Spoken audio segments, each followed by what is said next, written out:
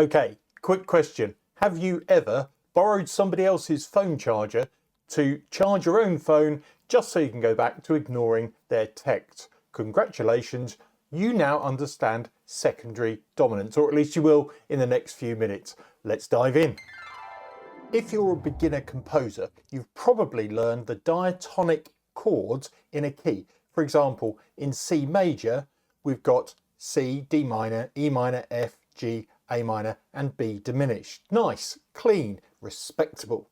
Like a freshly vacuumed apartment just before guests arrive. But eventually, composers get bored. They start thinking, sure, these chords sound like they belong here, but what if we invited some suspicious guests from outside the key? And that's where secondary dominants come in. Quick refresher. In tonal music, the dominant chord is built on the 5th degree of the scale. So in C major, G resolves to C, and it sounds like it's satisfying because the tension wants to resolve back home. Think of the dominant like a dramatic movie character yelling, "I must return to my homeland!" And the homeland is the tonic. But here's where composers get sneaky. Instead of only using the dominant of the tonic, we can temporarily pretend another chord is the tonic, just for a moment, like musical role playing. For example, if we want to emphasize D minor in C major, we ask, what is the dominant of D? The answer is A, so we use A major or A7. Even though A major is not in C major, scandalous. But when A resolves to D minor, it sounds completely convincing because we temporarily treated D minor as a mini tonic. Okay, let's try that as an actual example. If we start with this chord progression,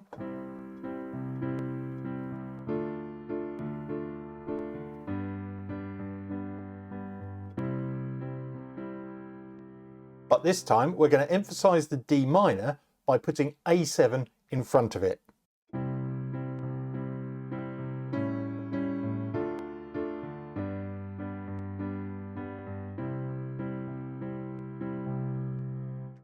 That A7 is called 5 of 2 because it's the dominant of the 2 chord.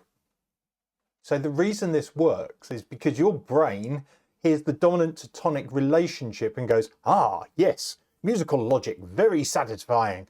It doesn't care that we briefly left the key. Your brain is basically the golden retriever of music theory, and it just goes, oh, wow, a resolution, good job.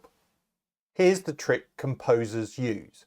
Pick one of the diatonic chords from your scale, find its dominant, and then use that dominant before it. Boom, secondary dominant. So in C major, we'd have A7 to D minor, B7 to E minor, C7 to F, D7 to G, E7 to A minor. Notice something?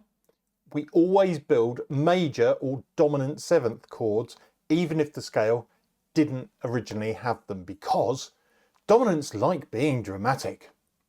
At this point, music teachers usually say something like, this tonicizes the target harmony, which is technically correct, but also sounds like something a wizard would do to a frog. So let's stick with temporarily making a chord feel important.